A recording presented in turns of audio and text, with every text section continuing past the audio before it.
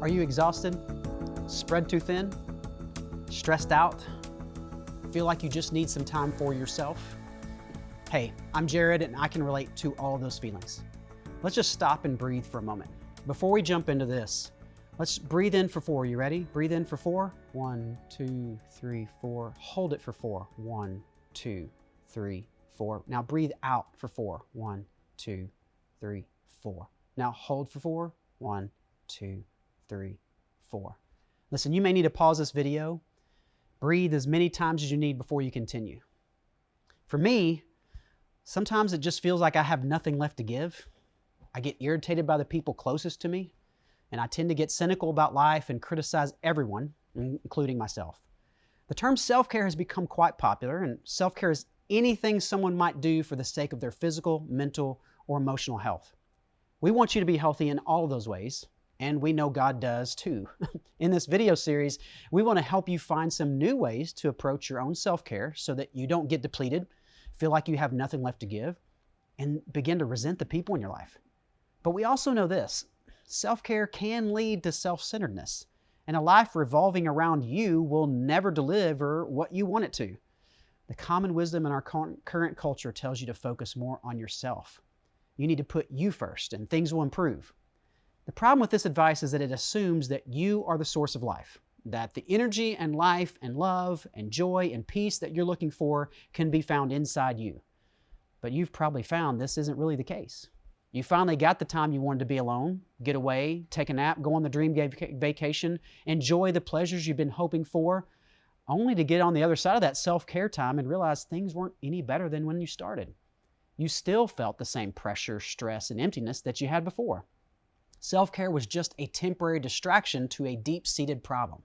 Many times, self-care becomes the way we attempt to escape life and never really address what's going on in our hearts. Jesus gave us ways to care for ourselves and have enough margin to care for those around us too.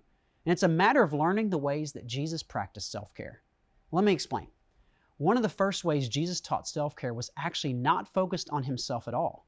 Jesus taught that when you put you as the most important thing in your life, you lose access to the life that God is offering. God is the true source of life, love, peace, joy, and hope.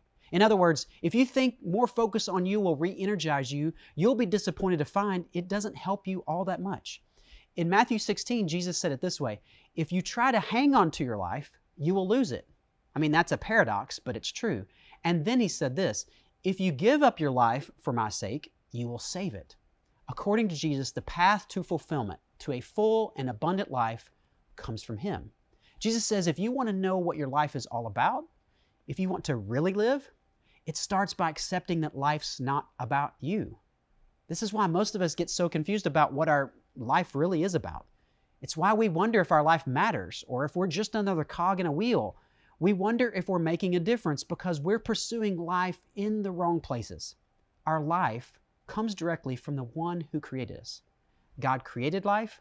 He is the source of life. And that means he is the only one who can give us the life we want when things around us just don't seem to make sense or feel overwhelming or make us feel unlovable. Once life is not about you, then you will see how God gifted you, and you'll discover the purpose for which God created you.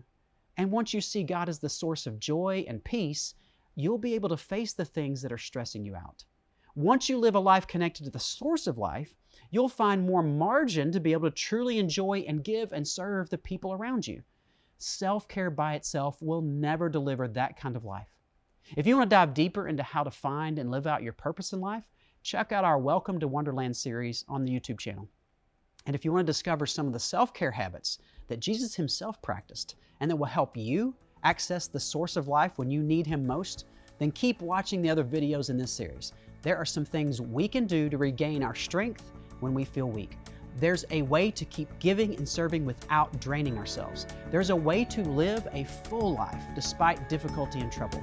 We're going to look at some new habits that will help you tap into the everlasting life, the abundant life that Jesus offers us each day.